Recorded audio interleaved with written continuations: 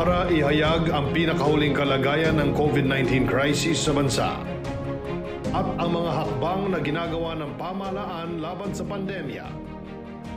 Mula sa Pangulo ng Republika ng Pilipinas, Mayor Rodrigo Roa Duterte. Ito ang Talk to the People on COVID-19.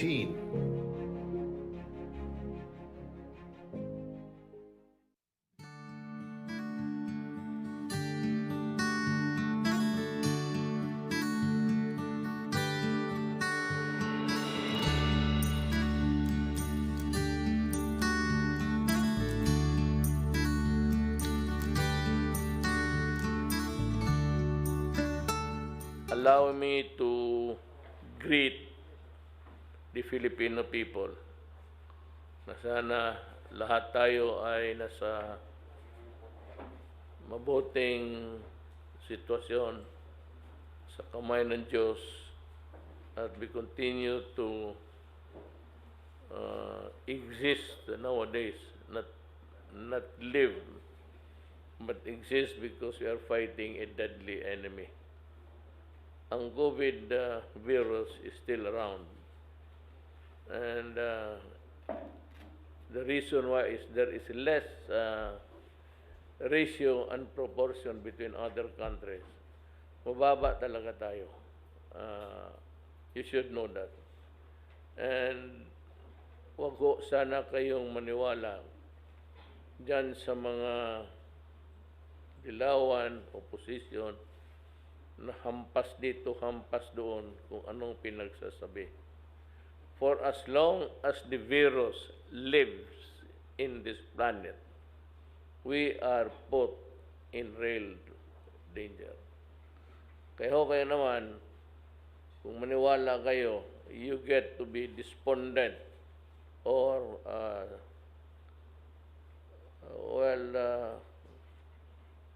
sa buhay. Put more stress. Huwag po kayong maniwala dito lang.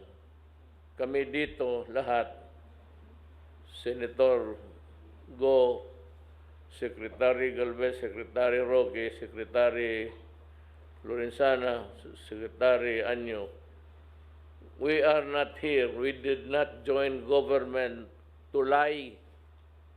We do not have any obligation at all to lie. Bakit kami magsinungaling na hindi namin trabaho yan at hindi naman kami pumasok sa trabaho para yan lang magsinungaling? Baski grade 1, grade 2, alam na namin kung ano ang pagmamahal sa bayan. So I hope that everybody would listen to reason. Makinig kayo sa rason. Huwag yang basta na lang, maniwala ka na ganito. Ganun talaga. Na, sabihin ninyo, lumaki ngayon. Well, because nga noon, sinira natin lahat.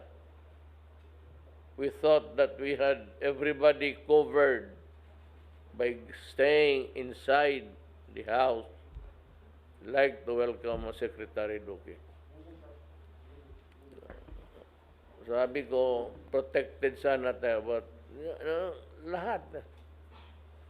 Ngayon kung may sip-on ka, tapos maglagay ka, baski sino, ipasa mo.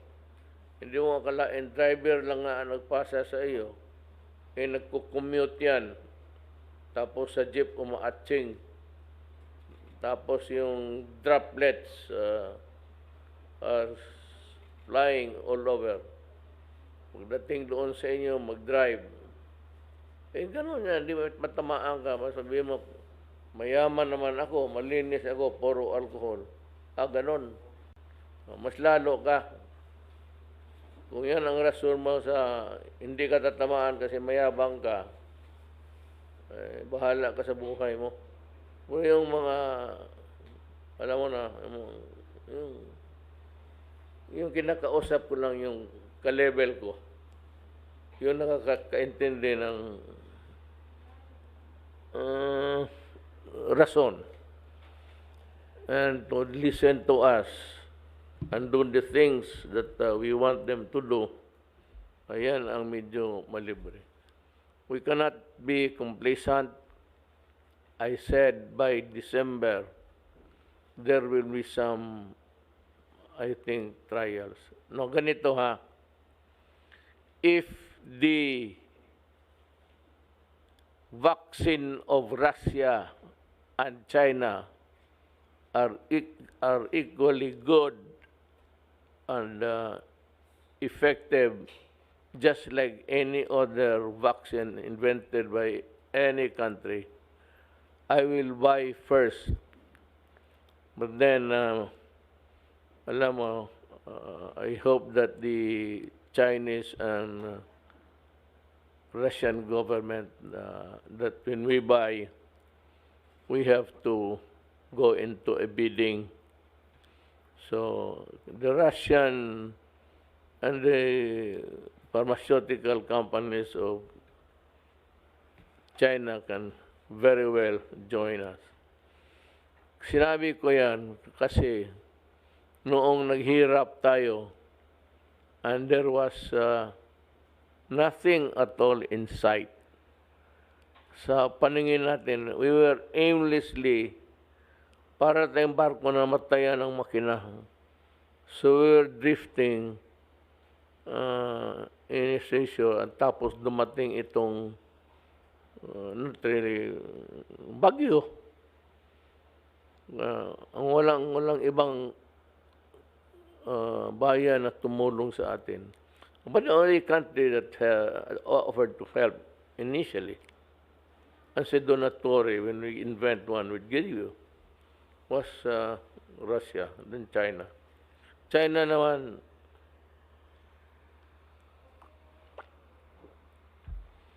the one good thing about China is you do not have to beg.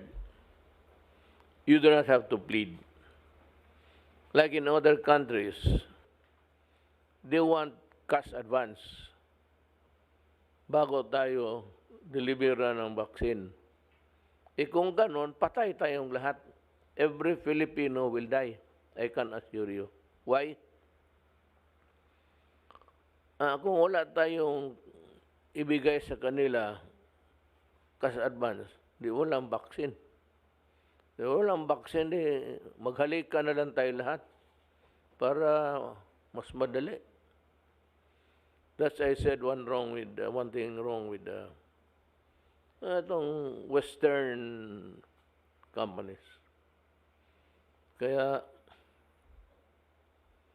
sabi ko, we will give preference to Russia and China, provided that their vaccine is as good as any other in the market.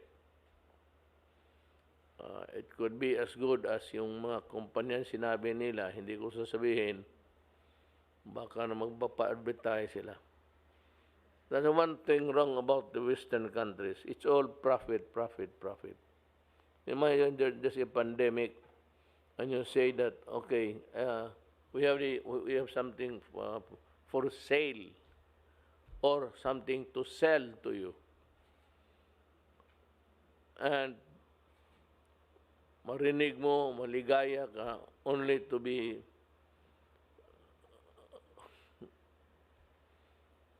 only to collapse when the next sentence is said, pero magbayad kayo ng cash advance bago kami magpada. Hindi pa nga eh. Ay, nagkamali ako. Wala pa. Now, they are asking for parang reservation fee. Wala pa sila. Sabi nila, pag na-imbento na ito, natapos na namin yung trials, but anyway, they're really on the advanced stage of the clinical trials. Pero kung sabihin mo na, sige, wala pa yung vaccine, there is nothing with finality, and you want us to make a reservation by depositing money, you must be crazy. Hindi ako bakit ako magbili ng ganong style? Because the procurement law of the Philippines, this country, does not allow you to buy something which is non-existent or to be produced as yet.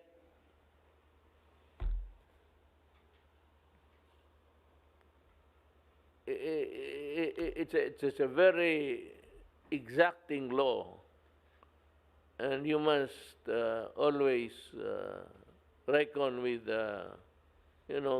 prosecution and going to jail. But bakit ka naman,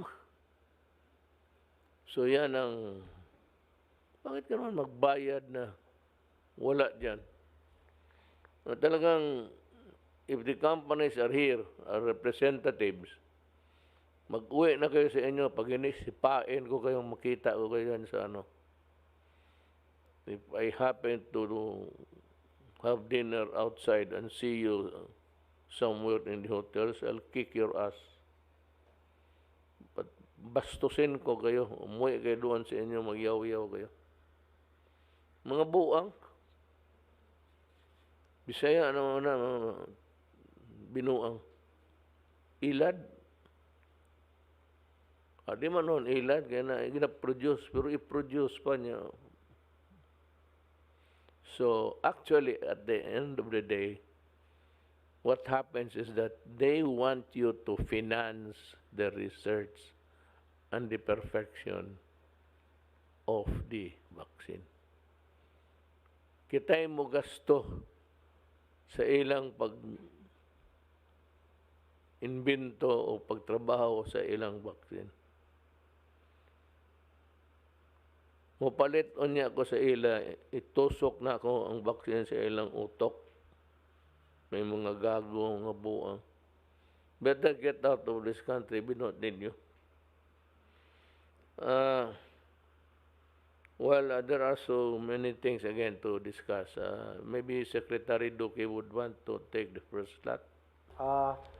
Allow me to present once again the updates on COVID-19 ngayon po nakaraan linggo. As of September 14, may nadagdag na mahigit 3,000 kaso, mga 4,699 new cases. Sa nadagdag na 4,699 cases, 4,090 are fresh cases at 600 are late cases.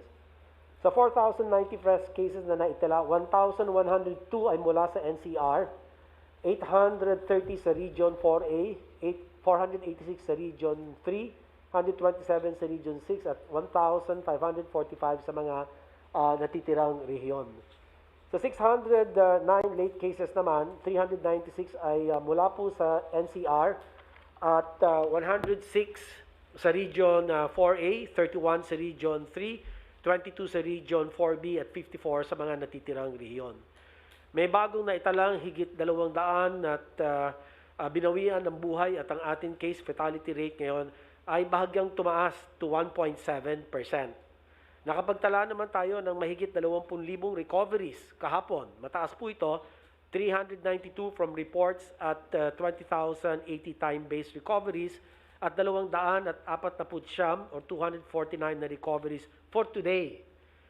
Ang ating total recoveries ay pumalo na sa 184,906, Mr. President. Ang active cases naman ay 53,754. Sa mga ito, 4,402 or 8.19% ay mga asymptomatic at 47,526 or 89% ay mild cases. Patuloy po ang pababa ng trend ng confirmed COVID-19 cases sa ating mga health workers mula sa 23%. Napakataas po noong Abril na hindi po tayo nakapaghanda o kulang po ang atin kahandaan ng mga panahon iyon. Ngayon po ay nasa 3.1% ng total cases na lamang ang atin rate of infection among healthcare workers. Sa nakalipas na linggo, ang atin pong moving average para sa mga naisasagawang test ng ating laboratories ay nasa 36,922. Ang ating daily output naman po for the past week ay umabot na ng mahigit 30,000 tests per day. Ang ating daily testing output ay pinakamataas po ay naabot natin last Friday, September 11. umabot po ng 42,258 tests ang naisagawa. Ito po ang pinakamataas na naitala sa isang araw mula nung nagsimula tayong magsagawa ng test sa bansa. As of September 12, nakapag-conduct po tayo ng 3,086,213 total tests. Sa mga ito, 306,756 ang nagpositibo at ang ating cumulative positivity rate ay 10.6%. Salamat, Secretary Duque. It was a very informative one. But what struck my attention was ito sanang appeal to private hospitals to increase the number of beds dedicated to COVID patients. Kung sana ho matagdagan ninyo, you're only about 12, I think. Yes, sir. 12 lang. Of the 7,087,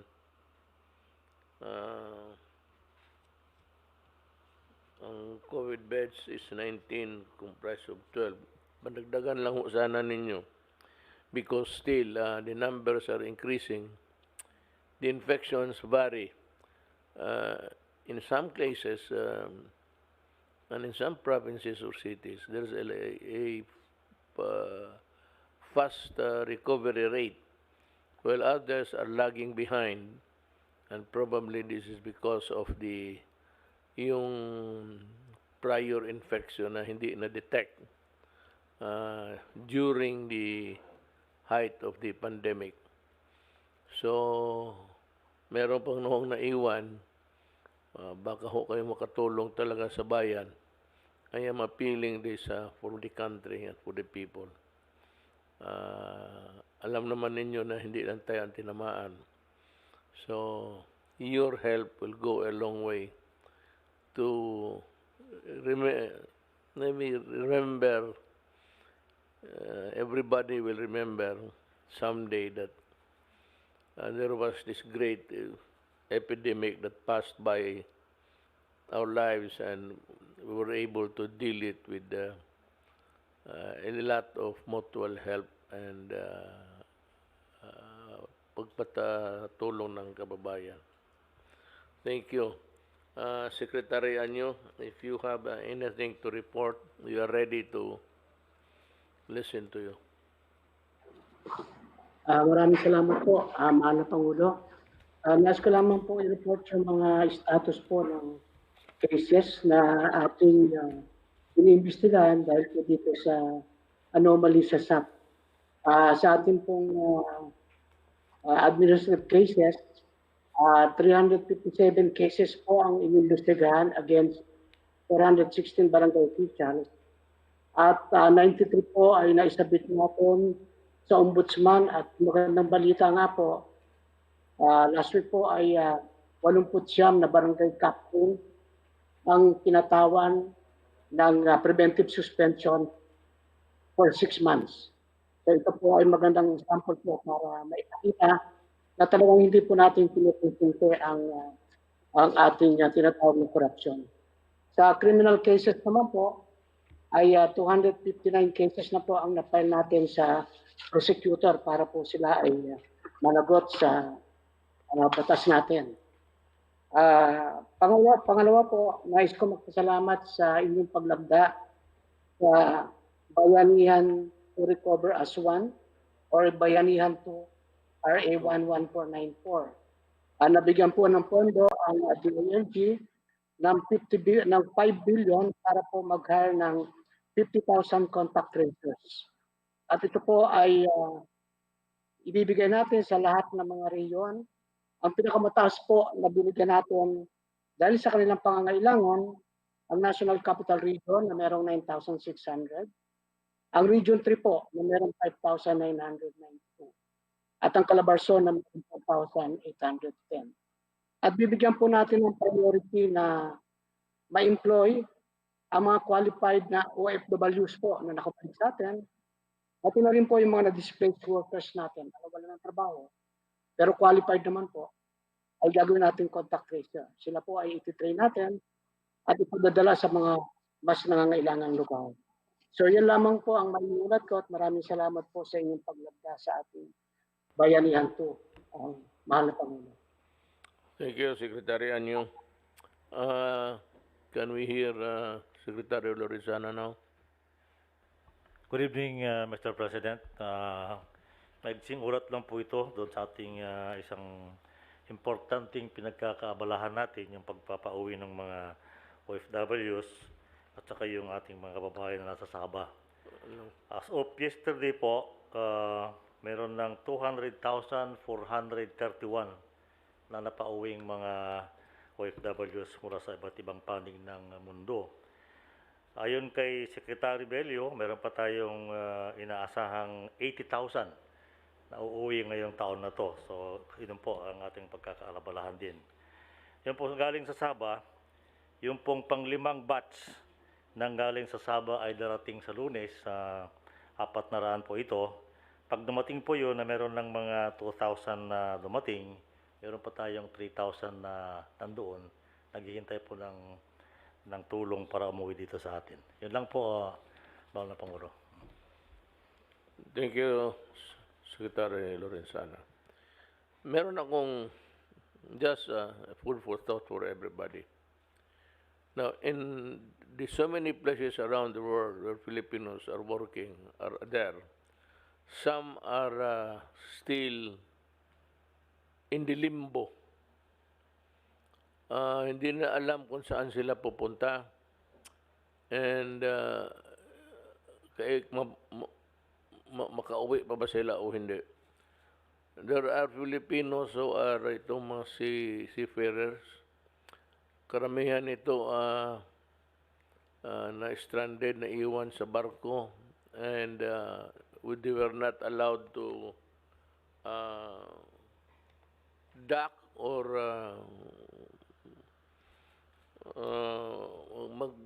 magdiskarga ng intended cargoes nila for a certain destination because of COVID. And they were contaminated, and some who were not escaped, and others were just stayed in the ships and just bear it all. Ito yung mga Pilipino na minsan may nabasa ako 2 years, 3 years na nasa labas, hindi makauwi. Now, I would like to direct the Foreign Affairs Department, yung mga commercial attaché natin, and even the police, we have police and military guys who are assigned in the different embassies. Kindly check and do a validation report kung meron bang mga Pilipino na stranded sa inyong lugar. In the area of your responsibility in other countries where you are assigned, I'd like you to check kung go around if there are Filipinos who are stranded in the different ships who are at nasa dagat. Hindi yan sila sa port. They are not, I forgot the term of, they have not been able to dock at bumaba. Itinaboy sila. Sa Tagalog, itinaboy sila at they are floating just like a flotsam. Floating without really knowing what is tomorrow for them. So nakaawa naman ito, and it pains me to realize that nandito ako, and I cannot help Filipinos who are struggling even just to exist and not live.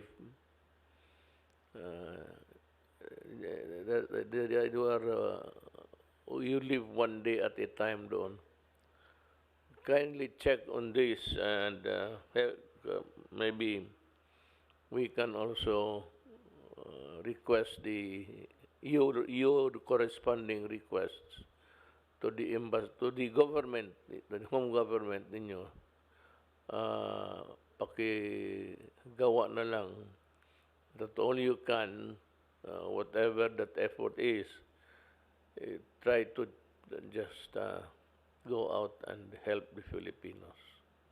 Sana ay nakakaawa, and a human being should never be a commodity that's just left behind to rot. These are human beings and Filipinos, both on the southern back door or kung dito sa ano. Now, I'm happy to hear from Secretary Galvez that they are coming home. Some of them from Sabah. Yan, malaman doon din. Even the issue of hospital care. That has been a very ticklish issue between our government, and we are trying our best to appeal to the humanitarian sense of the Malaysian government to please help our citizens in your country, as we would do for your citizens if they are in our country. Sunod nito is Secretary.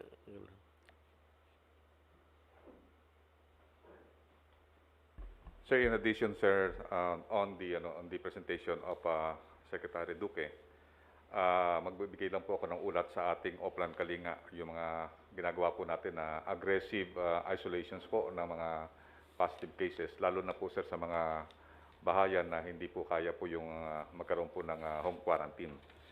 Sa kabuuan po, mayroon na po tayong 79 hotels sa ating inventaryo na may 7,114 beds na maaaring gamitin para sa isolation. At nagpapasalamat po kami sa inyo po, Mr. President, dahil sa Bayanihan 2, meron po tayo maka-allocate na 4.5 billion para sa pagpatayo at saka paggamit po sa mga hotels na to.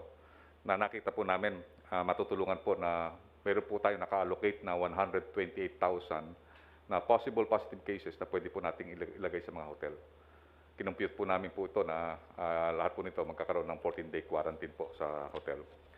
And then ngayon po sa ating mga treatment, ongoing po ang construction ng DPWH sa pamumuno po ni Sec Mark Villar at Yusek Sadain. Meron po tayo 1,006 na additional COVID-dedicated hospital beds by November 2020. So talaga pong pinapabilisan po ang mga construction po nito. At yung East Avenue Medical Center, yung 250 na dedicated beds for COVID ay na-turn over na po at nagbigay po ng more or less 47 million si Mr. Manny Pangilinan para po mabigyan po ng mga equipment. Yung po na-turn over po yun sa last week po at kasama po kami sa East Avenue po na-turn over po yun na ibinigay po yung mga equipment. Dahil 250 po na additional po yun na beds po yun. Kasama po ang more or less 25 na ICU beds. And then nagko-construct din po tayo ng 200 beds sa Rizal Medical Center. At meron din po tayong ginagawa sa UP Philippine General Hospital. At ang pati po yung Batangas Medical Center. At ang ating ang ating Bayanihan 2 Recover as One ay nag-allocate din po ng 4.5 na pagpapatayo po ng medical isolation and quarantine facilities, mga field hospitals, dormitories for frontliners para po magpapalawig sa kapasidad ng ating ospital sa gobyerno sa buong bansa. At tinitingnan po din po natin kasi sa ngayon po, Mr. President, kahit po yung non-COVID cases po, tinitingnan po din po natin. Ayon po sa datos, meron po tayong top 10 leading causes of death in the Philippines. At nakita po natin dito yung heart disease, yung cancer, chronic respiratory, at diabetes. So yung po, pinagpaplanuhan po namin nila Yusek Vega dahil po sa ating datos noong March at saka April, times 4 po ang casualty po natin sa mga non-COVID cases. Kaya ang ginagawa po natin sa strategy po natin ay pinalalakas din po natin ang preparation po natin sa mga renal patient. Katulad ng ginawa po natin sa Cebu, nagpatayo po tayo ng 20 na machines doon po sa Cebu at mabibigyan po ng license to operate na po yung 20 renal machines na pwede po magamit. At sinabi nga po ni Mayor Labella na more than 1,600 po na renal patients po ang pwede pong gumamit doon. So ito po ang tinitingnan po natin talaga na nakita po natin na dapat po talaga, mahal na Presidente, palakasin po natin talaga ang mga hospital natin po na nakatutok po dito sa mga tinatawag natin 10 leading causes of death para po maging prepared po din tayo na yung mga non-COVID cases ay maalalayan din po natin. Kasi lalo na po ngayon na talagang sa hirap po ng yung mga pasyente natatakot ay talagang napakahirap po na pumunta sa ospital. Maganda po ang ginawa po sa Davao nung si Mayor Sara na nagkaroon po siya ng desisyon na iba po yung COVID cases at saka yung sa non-COVID. So yung sa Southern Philippines Medical Center na 1,500 bed po yun. Mahal na Pangulo, maganda po makapagpagawa po tayo ng ganong klase ng mga ospital sa iba-ibang mga main island po.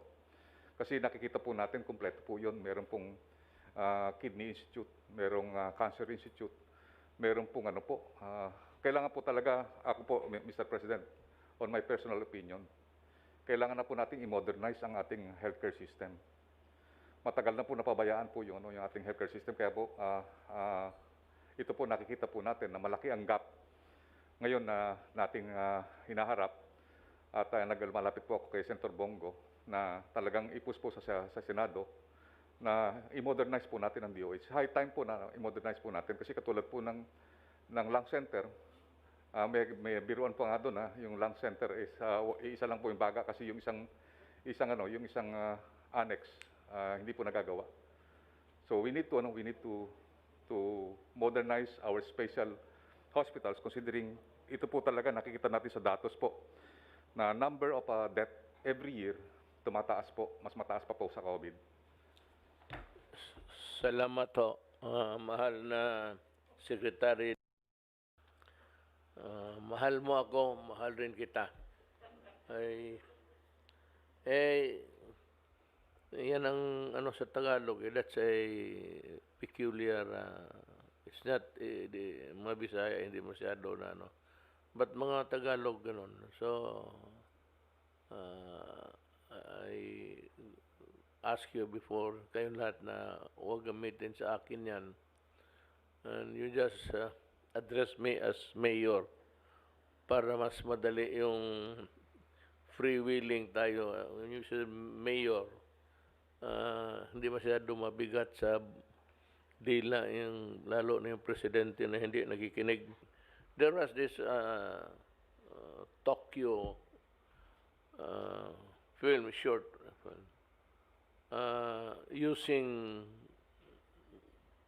contrivances na makikita mo ang in a dark. Yung paano pag ubo yung tao, tapos yung makita mo yung droplets nga tawag nila, spread. It's about 6 feet. Tapos more in a kung walang ventilation, yung mas grabe. So it reminded me when I was reading the letter of Dr. Panaligan, that short clip of film that shown by the Japanese. Kung maaari, hiraman ko lang siguro. Secretary Doge, can you make representations with the Japanese government, the embassy? Yes, Mr. President, I'll do that tomorrow. Hiraman ko lang, hiraman natin for our added information. That's all. Yes, Mr. President. And if you don't mind, Mr. President, na tanggalin ko lang po ito.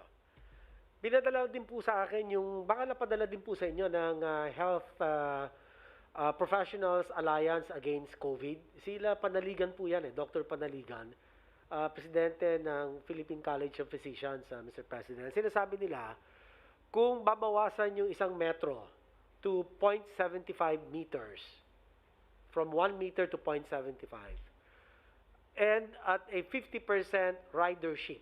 In other words, ang pasasakayan, 50% ng population. No? Dito sa NCR, ang death rate natin, new cases every day, will reach 686 per day. So if you multiply that by 30 days, you will have about 20,580 cases. Ito po, per day po yan. So yan po bagong kaso. If you multiply that by 1.6, which is our case fatality rate, meaning the number of deaths over the number of total infection, ang lalabas po rito will be 3,951 deaths per year. So yan po yung bukas sasabihin ko sa IATF. The base po sa pag-aaral nitong AIM and HPAAC, and which consists of about 148 medical professional societies, para kwentas klaras ho. So whatever decision is made, at least malinaw na meron pong ganitong pag-aaral or modeling kung tawagin po, at meron din po naman, palagay ko, na mga iba na magpapakita din ng mga ibang pag-aaral naman na hindi po ganito kalala o kagrabe ang kanila pong projection. So bukas po malalaman po ito and we will give the recommendation, Mr. President. Thank you. Yes, Secretary Roque. Yes, sir. Natanong po sa akin kanina yan, and I have to say, bagmat marami akong issue na hinaharap, medyo mahirap po ito kasi parang ang lumabas sa publiko, nagbanggaan po yung dalawang higante sa gabinete. Kaya mo yan. Kaya kita kinuha Higante and the health department, no? Pinagsasabong silang dalawa. So, ang ginawa ko po, pumagitna na lang ako at ang sabi ko, in the end, si Presidente magde-decide po dyan. No? So, at nakabati po yan sa datos. Yan po yung sinabi ko kanina. Pero nais ko lang po sabihin ngayon, dalawa talaga yung mga pag-aaral. May mga modeling na ginagawa ang doktor ang sinasabing delikado, pero may pag-aaral naman yung mga transport sector na nagpapakita na with face shield and maskara, minimum naman daw yung I agree with you. Oh, so ang sabi ko na lang po kanina, anyway, hindi pa naman nasasabit sa inyo yan, titignan ni Presidente yung scientific data at from there mag-de-decision. So actually, yun po yung naging position ko ngayon dahil dalawang departamento, iba yung position nila. Pero in fairness din, Secretary Duque, ang sabi naman ng DOTR, kasi nung in-approve natin sa IATF, hindi naman nag-object yung mga taga-DOF, mga DOH. Paano ko Oo nga, pero may mga tao po kayo doon Kaya sabi naman ng DOTR, in fairness lang po, no? Kasi it was really approved by the IATF, pero wala namang objection yung DOH. At nandun din ako sa meeting, wala rin ako narinig na objection, no? So, anyway, 2 sets of scientific studies po ang binibigay nila So, in the end po, kayo magde-decide. You know, you have to take into account physics. It's an everyday equation for humanity, civilization, physics. Ang problema kasi nitong sabi na shield, it's we're talking of direct transmission. Yung there is a continuous and no gaps na papasok sa tatama sa shield. But if you are riding in a bus on a aircon or open, ang shield kasi would only protect you from a direct hit. But yung pag-ubo ng tao, tapos yung hangin sa, sa bus, pag pumasok na yung hangin dito, because the wind will guide kung saan yung virus. Pag dito siya dumaan, madala niya. But somehow, itong phase na ito, I think it's a fallacy to say that it will protect you from in every environment. Kasi pagkatapos niya ang hangin, dumadaan rin sa anywhere. It could be the aircon coming from the second seat would bring yung hangin papunta doon sa likod. Hindi naman that cannot be stopped by shield. Maybe ang mask talaga. Yeah, Mr. President. Yes, Secretary Galvez. Sir, I believe it is a matter of risk management po, sir. Kasi ano po, sir, sa lahat po ng lahat po ng ginagawa natin, lahat po 'yan may risk. If we reduce the sir, the 1 meter sir to 0.75, meron po tayong gagawing po, sir, at tawag nating risk mitigation. One of those is yung proper ventilation, meaning yung po, sir, dapat nagsisirculate yung hangin. And normally, yung MRT natin at saka mga ating mga mass transport ginagawa po. Sinisimulate po ni DOTR po yan. Nag-uusap-usap po kami na talagang bago po ipatakbuhin yung isang transport, mayroon na pong ginagawa silang mga mitigation process. Kasama rin po yung tinatawag natin, sir, yung avoiding ng crowding. At the same time, kasi yung talaga, yung pinaka-importante talaga, sir, yung tatlong 3C. Avoid crowding, yung close contact, at saka yung confined spaces. And may mga instances po talaga na hindi natin talaga talaga yung 100% na yung 1 meter. Nakikita po naman natin na yung with the protections ng sir with mask and face shield. At saka importante po, sir, yung sir, no talking. Kasi pag no talking, no droplet. No sir talaga yan. So yun ang pinakano po natin sa transport na during no talking, no eating, at saka no using of cellphone. So nakikita po natin sa ibang mga nag-evolve po yung yung ibang mga countries, and I think baka mamaya tayo na lang tong country ang masyadong very stringent sa 1 meter. Kasi po yung iba po nakita po sa picture, I think Japan talagang dikit-dikit na po eh. Pero ang po nila is no talking, talagang sasakay lang, and then talagang no using of cellphone, no eating. Ang pinaka po talaga natin sa sir, kung titingnan nyo sa mga hospital, ang pinaka-vulnerable po hindi transport. Ang pinaka-vulnerable po bahay at saka sa community. Kasi tinatanggal po natin ang mask. When we are eating, when we are talking with our friends, when we are talking with our coworkers, ang pinaka-vulnerable po talaga na nakita namin is yung workplace, mga kantina po, at saka sa smoking places. Pero kung mga shuttles at saka po yung mga transport, if we will have a controlled po natin, kailangan po talaga kasi yung po natin talaga, ang transport is a vehicle for for recovery. Kung wala po talaga yung vehicles, and also yung po natin, yung tinatawag po natin na yung transportation, we cannot recover po, Mr. President. At saka po ang nakikita po natin based dun sa study din, mas delikado rin po yung mga private cars dahil kasi air condition po ang ginagamit. Mas delikado po based doon sa mga study na nabasa po namin. Kasi tinitingnan po namin din yung pros and cons. Ang nakikita po natin kasi pagka masyado tayong, ito sir sa amin sir, as a manager, as a system analyst na katulad po natin, hindi rin po maganda yung risk aversion. Kasi pagka masyado mag-risk averse po tayo sir, hindi tayo kailangan po, pwede lang tinatawag natin kasi system analysis, magkaroon tayo ng simulation. So, ginagawa naman po ni Secretary Tugadi yung mga simulations eh. Ginamit niya sa PNR, yung Philippine National Railways, ginamit niya po yung mga simulations niya. Kaya nga, sa ITF natin, supposed to be 0.5. So, i-simulate muna po yung paunti-unti.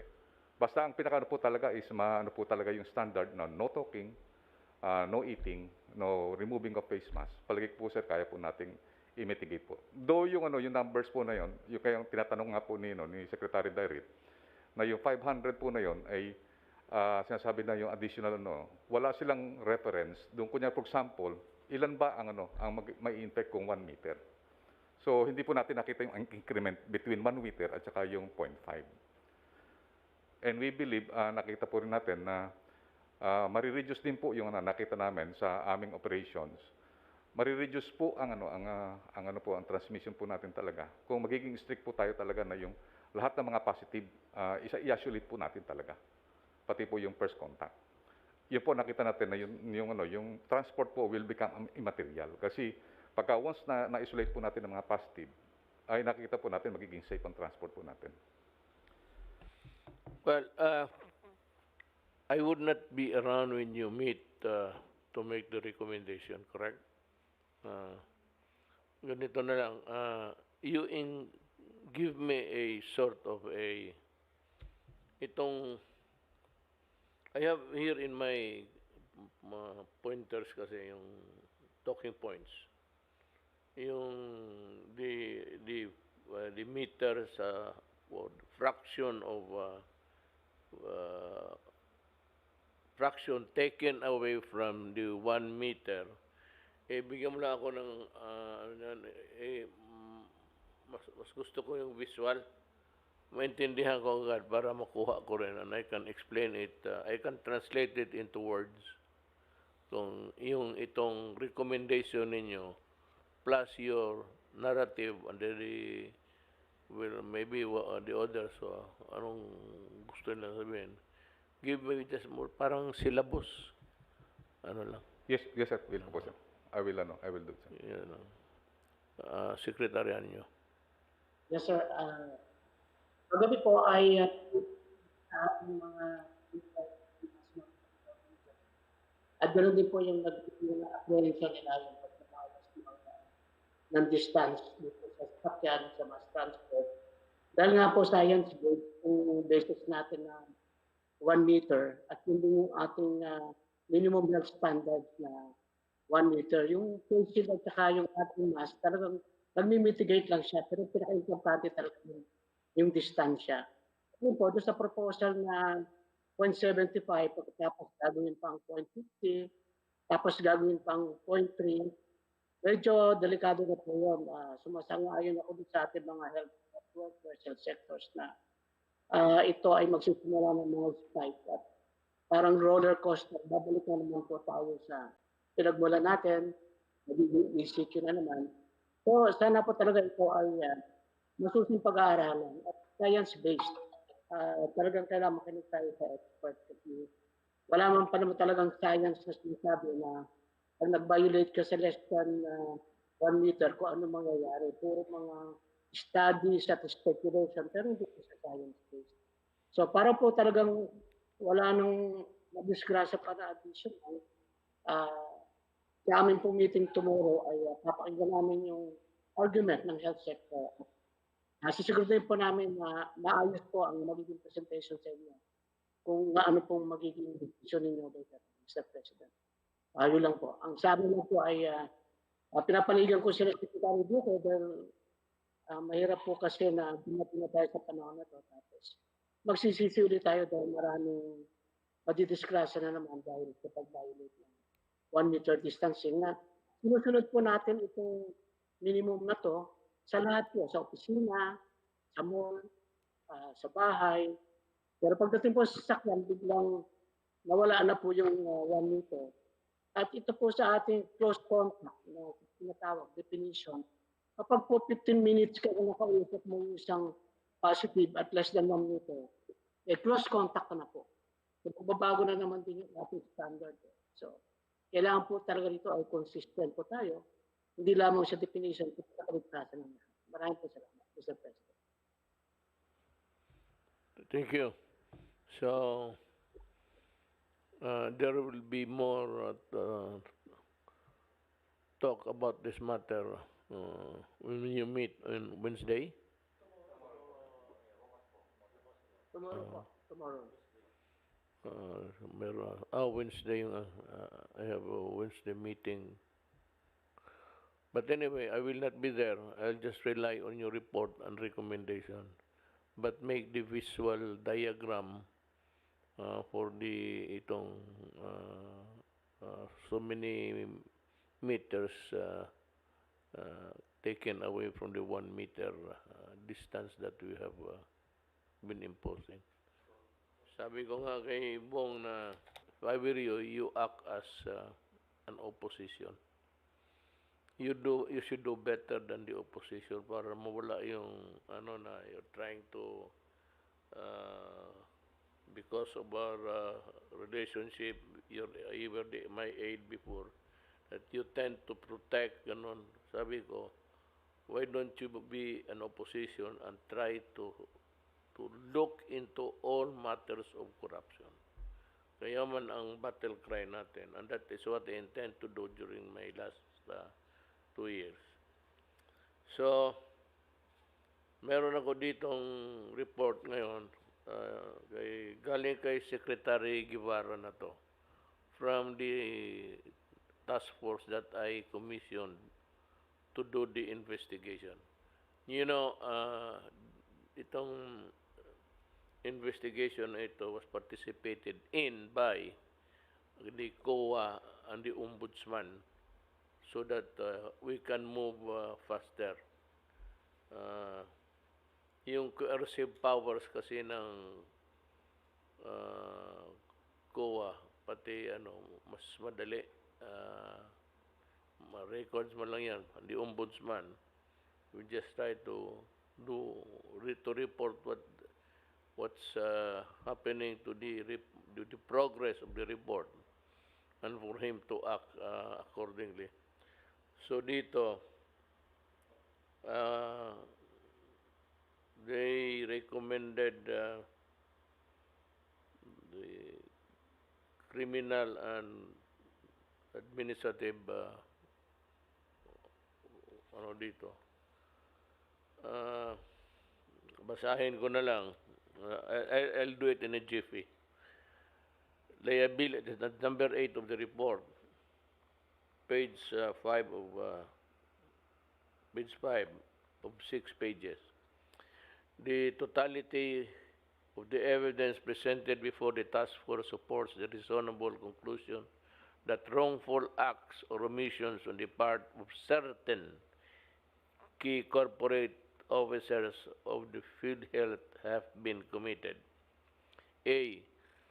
The negligence exhibited by certain officers of the PhilHealth Executive Committee gives rise to both administrative and criminal liability under the following laws. A Republic Act Number 1319, that's the Anti-Graft and Corrupt Practices, the Penal Code, sa Revised Penal Code, the malversation of public funds or property, and the illegal use of public funds and property, gross misconduct, gross neglect of duty under civil service rules. In addition, the same corporate officers may be held liable for certain violation of the National Internal Revenue Code in connection with their failure to withhold taxes on IRM releases. B. While the board chairman and members exhibited negligence in several instances, to wit,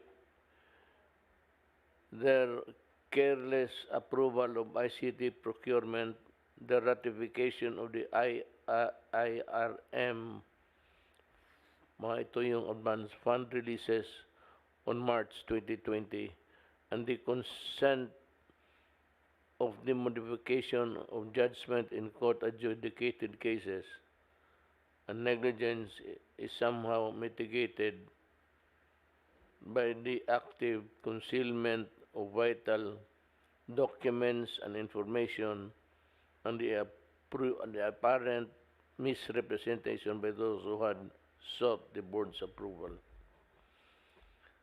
C. The foregoing notwithstanding, the task force recommends that the President strongly admonish and remind the chairman and members of the board of a grave consequence of their action or inaction to PhilHealth Fund, to the government and its coffers, and to the interests of the ordinary people who rely on PhilHealth assistance.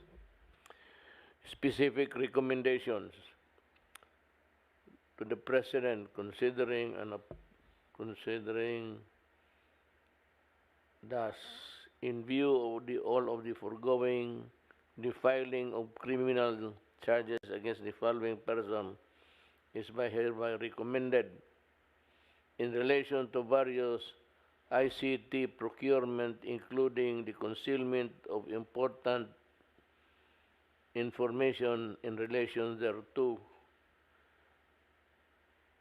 violation of Section 3A RA number, I read that's the anti-graft 1319 against Vice President, ano ba ito yung S? Senior. Vice President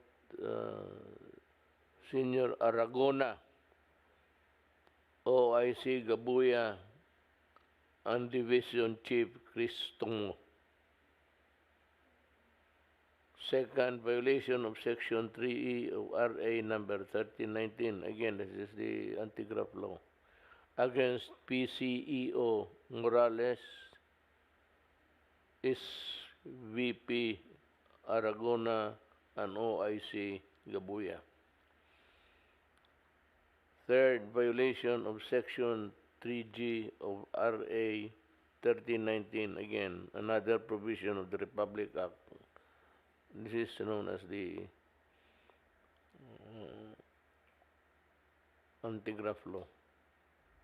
May na ang mata ko, pasensya kayo.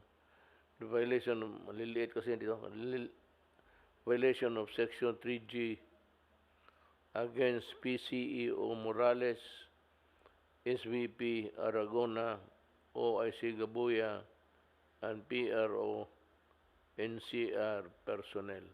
And karami pala nito. Of Article 213 of the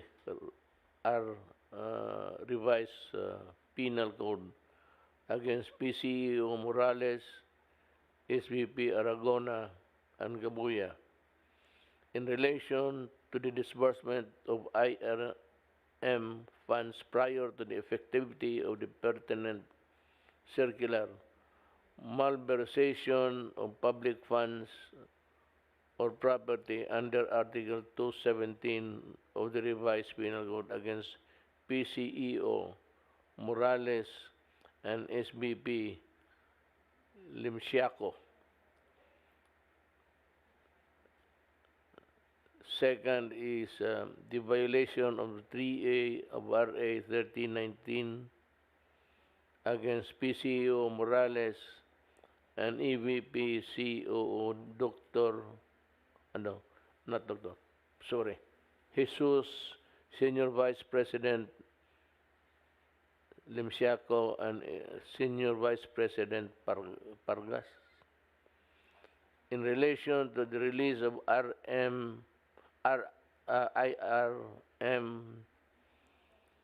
funds despite the lack of sufficient standards of implementation.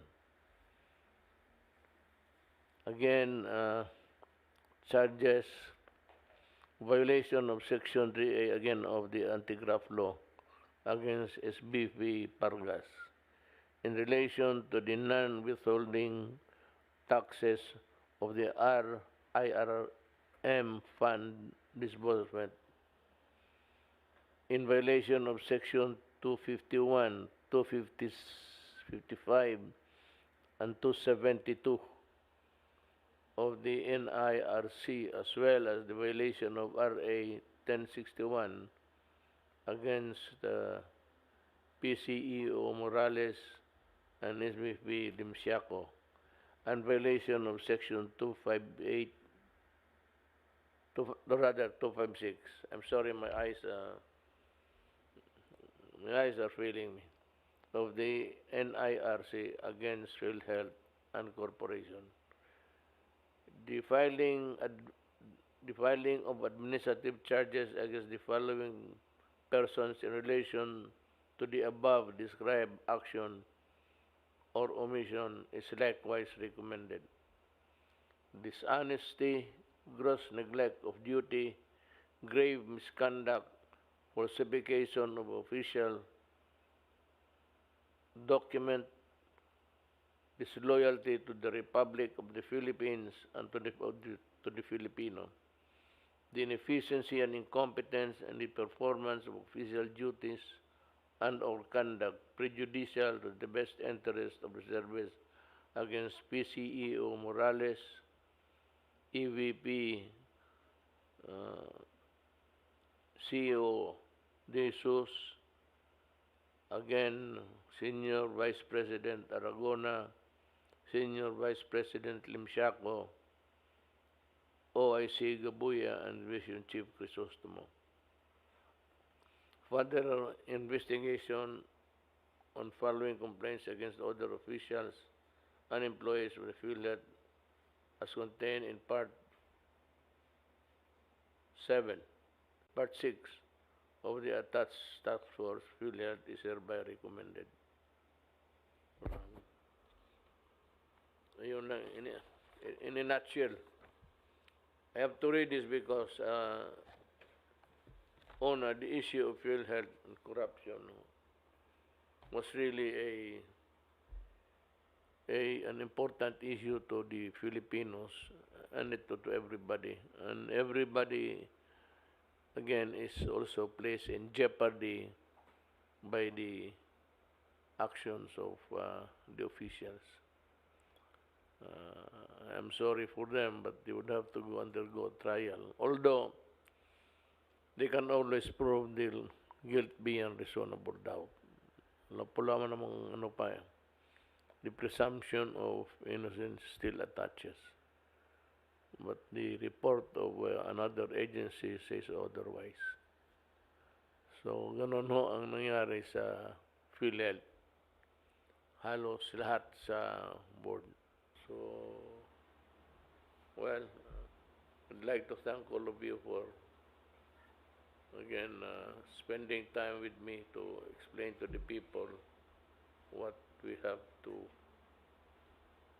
explain to them, to talk to them. I hope that they would be able to get some, nawala lahat yung pinag-usapan natin dito. Because the talk of the town now, dyan sa mga kapihan, ito na yun.